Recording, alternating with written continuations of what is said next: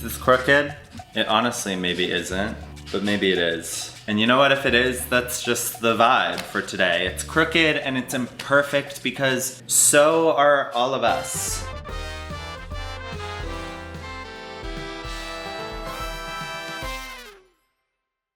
So sorry, I have laundry going right now. I know. Doing laundry.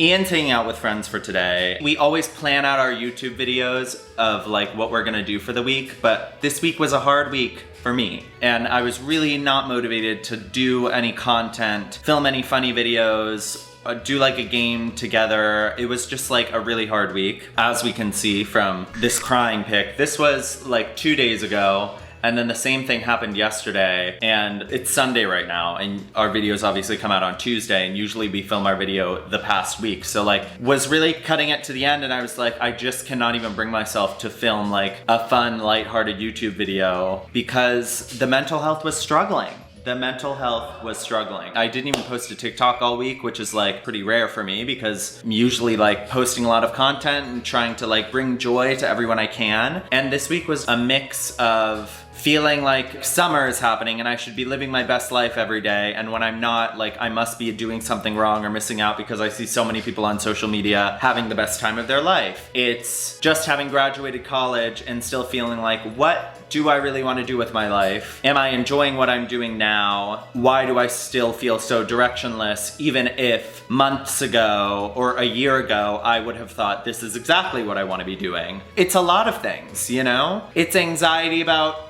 COVID and anxiety about the world, and just there were so many thoughts in my head, and and then getting down on myself for not posting my usual content and thinking like, why am I not showing up for people in the way I usually do? Why can't I even show up for myself? When I was really breaking down the thoughts that kept running through my head, I was like, I felt like a loser recently for not living my best life, and I've had a lot of like body image issues and been randomly having the thought like I feel super ugly recently, and that's a really hard thought to get out of, and gaslighting myself of thinking like my life should be going really well and it's not, so why am I so upset right now? Like I shouldn't be upset. So your feelings can't be valid because there are good things in your life. So like, how dare you feel upset? So it was a lot of just like spirally thoughts that were going through my head. Anytime I've had these thoughts and I've shared them on social media, everyone has related to me and everyone's been like, oh, yo, I've been feeling the exact same thing. So this morning I was like, I really want to just kind of share those thoughts again and talk about them again because I know other people are feeling this thing too, and I know we can all kind of come together and talk ourselves through things because that's a shitty feeling to go through alone. So on my Instagram story, I asked, what are some things that you do to get yourself out of these feelings? Because when I'm in it,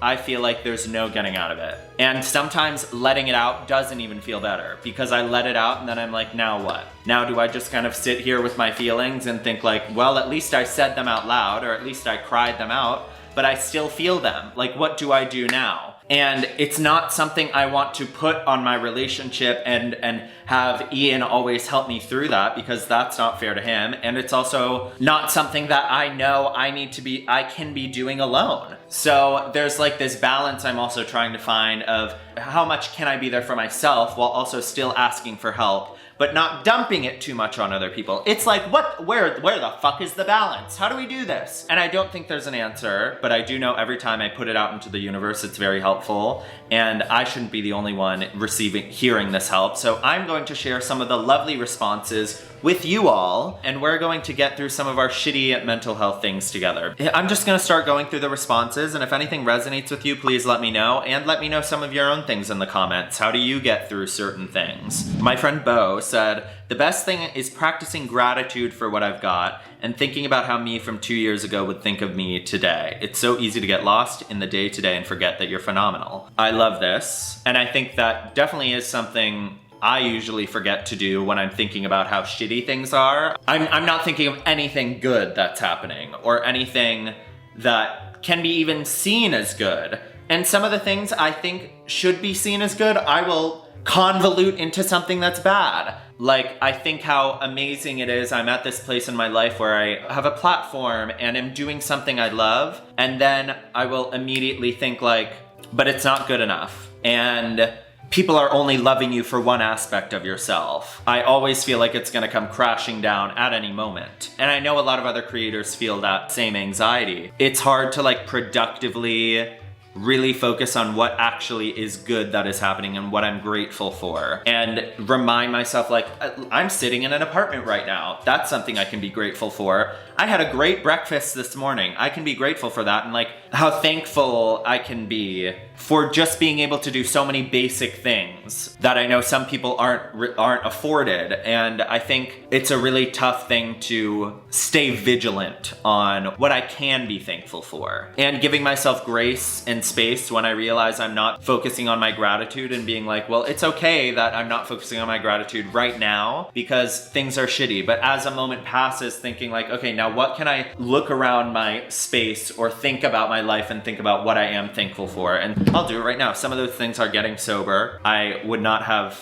had any part of the life I do now without getting sober. But that can also be a hard one, because sometimes I think, why am I still feeling so upset and struggling with mental health even though I got sober? Like, didn't I get sober to fix that in a way? But I know inherently that is actually kind of a fucked up thought, because getting sober is not a fix to all of your issues. It does immensely help, but there's so many separate parts of that. I'm thankful for the people I have in my life and how supportive they can be. And I'm thankful for coffee.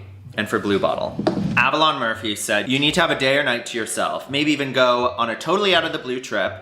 We know I do that when I go drive 2 hours for coffee to somewhere you always wanted to see. That could help motivate and re-energize you. I completely agree with this, and I think it's so important. And yes, that is why I've gone on some of my trips. Sometimes I literally like going on drives and driving a new street, or just going the long way somewhere and putting on some of my favorite musical theater albums, because I think especially when you go somewhere new, it kind of requires you to be a little more present. And I think that's something that's happening when I'm getting so cloudy in mental health land. I'm not present at all. I'm thinking about the past, having anxiety about the future, and not thinking at all about where I am now. When you go somewhere new, you kind of have to be present and take in what the new things around you are. And that also really helps me with gratitude. Ileana said, cry in the shower, like for real. Run a nice warm shower and let it out. It's surprisingly relaxing. I do love this. I also have to say, sometimes when I'm in these mental health spells, like yes, I have moments of crying, and other times I can't even cry. And I know some people relate to this, where it's like you feel tension or you feel so low inside, but there are no tears to be let out. And that almost feels even worse because you feel so blocked. And you know that crying would help you feel better, but you can't even cry because something feels so muted in your head. And I think that's where getting out of the apartment, doing something like energizing myself really helps, because I'm like, there's this energy inside of me that will not come out in the way I want it to right now, and that's okay. What is the way I can release some energy? And a lot of the time that's like, it can be exercise, it can be going on a run, it can be, like I said, going on a drive. A lot of the time is just going and seeing a friend and just like being in the company of someone, not necessarily even talking about what's going on. Like a lot of the time I feel like sometimes I'll go see a friend when something's going on with me, and I'm like, you know, I actually don't even feel like I need to talk about it. This is really helping me right now. Because sometimes talking about it will really just put me right back into the mindset I was in before. I want to preface this by saying like, this is not me saying like, I know what works. I'm figuring this out with you in real time. You're literally watching me figure this out. But this is part of my help, and I hope it can be part of yours as well. TJ says, clean, cleanse my personal space, rearrange, create a fresh start. I love that. That's actually why I'm currently doing laundry. Again, like doing things I think is really helpful. And also love on other people. Truly selflessly show love to other things outside of yourself. And that I think plays into gratitude. Whenever I like spend time with a friend or really like tell some of my close friends how thankful I am for them, I start feeling lighter, because I'm like, I'm so thankful I have this person or these people in my life to just be with me in these times of pain. And I think when I'm able to show love for someone else, I'm also showing love to myself a little bit more. Because what you love in someone else can a lot of the time be a mirror as what you love in yourself that you're not ready to admit to yourself, or you don't feel like you can admit to yourself because it feels too self-serving or selfish. Sometimes I can tell my friend Kara how much I love she's able to just like hold space for me and be with me when things are going bad. And a lot of the time when she's having a moment, I feel like I'm doing it all wrong. And I'm like, oh my God, I don't know how to perfectly hold space for you in the way that you do for me. I don't say this to her, but I'm thinking about this in my own head. And then like literally this happened the other day where a few days after she had a moment, I was like, by the way, like I'm sorry that I may have not been there for you in the best way. And she was like, what are you talking about? I was literally thinking, how is he doing so well just being with me and holding space for me and responding so well and like being such a good friend? And I was like,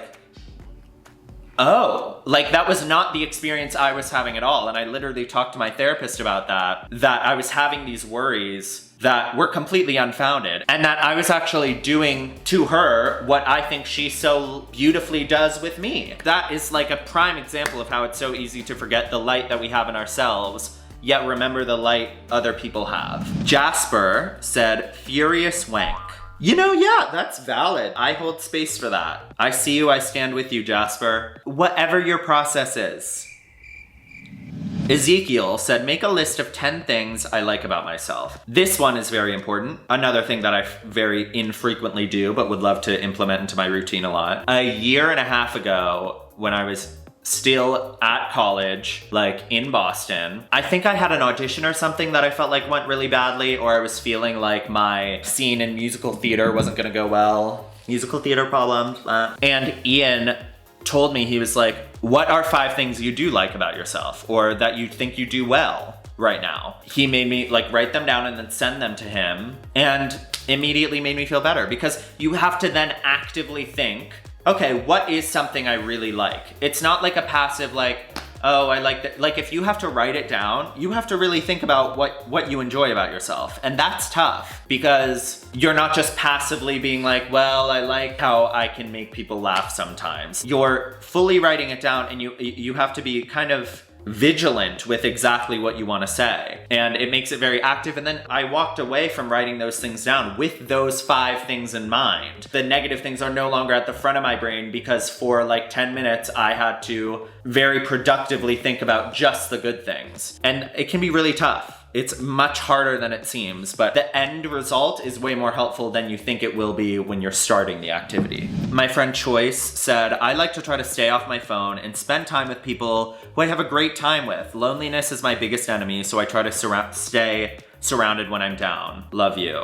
I love her so much. And I completely agree. For some reason, when I'm feeling really down or the mental health is spiraling, I just sit in bed, and I recognize that that is not the thing I should be doing, because it literally just makes me spiral more. But it's almost like getting out of bed or making a plan with someone feels like it will take so much energy and I'll be so depleted, or I won't have fun. And that's me like literally pre-deciding how that day is gonna go, instead of actually allowing myself to have that experience. And I know some of the times when I'm really feeling down and then I go visit Kara, who lives by the beach, the second we like step on the beach, I'm like, why did I just spend 6 hours in my bed when I could have stepped on the beach and immediately felt better? I think loneliness a lot of the time can be my biggest enemy. And yet I have found comfort in the negativity of loneliness, because the negativity and the sadness has become so familiar that it has masked itself as comfort, when that's just my brain lying to itself, and knowing that, yes, it might be a little uncomfortable to like get out of it and make a plan, but as soon as I break through that, my whole world starts looking different immediately. And I think sometimes mental health can be really unmotivating, because you're like, I have been here before, and when I brought myself out of it, somehow I still ended up back in the same position. So it's like, why even try? When I think back to some of the best times that I've had, which have been in between spouts of like deep depression, those times make it worth it. And when I think back on my past, I only really think of the great, wonderful times I've had with my friends. I can remember some of the terrible times that I had, but those don't become the defining factors of that chapter in my life. Literally, I think back to rehab, which I can identify was one of the hardest points in my life. And I think about the good moments I had there, because I'm like, those were the times that got me through. Those were the times that made rehab a survivable place for me. Like, if it was all negative, I would not have survived through it. So I think that is why pulling yourself out of it makes it worth it, because that's what you're gonna remember about this chapter in your life. I don't know all the answers. I, in fact, know very few of them. Together, we can find a lot more answers, but I just wanna thank you all for constantly sharing your vulnerability with me. I know I take a big step in sharing and in being very vulnerable with you. I almost didn't post that Instagram story this morning because my mind goes through so many thoughts in sharing something like that and gaslighting myself out of it. But really, you guys help me more than you know. Like, if we're really doing gratitude right now, I am so thankful for you for not only sticking with me through the lighthearted comedic moments, but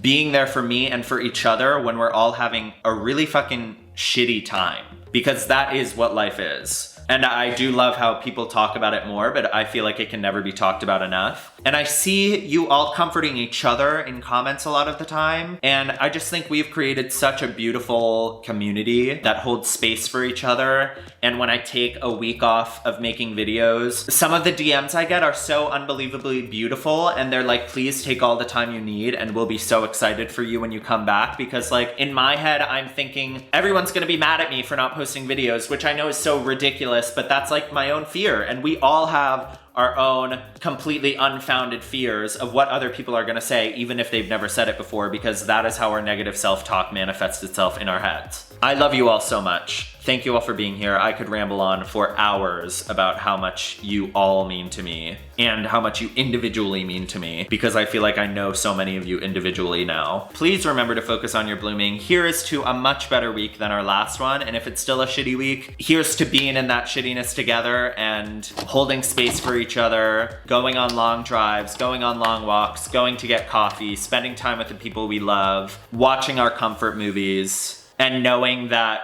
anxiety is just a rainstorm that eventually ends.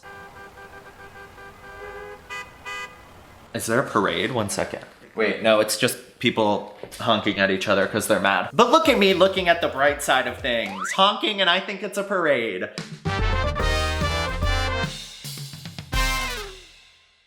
You're so pretty. I'm pretty too, which I need to keep telling myself because I keep feeling like I'm fucking ugly. I love you. Bye.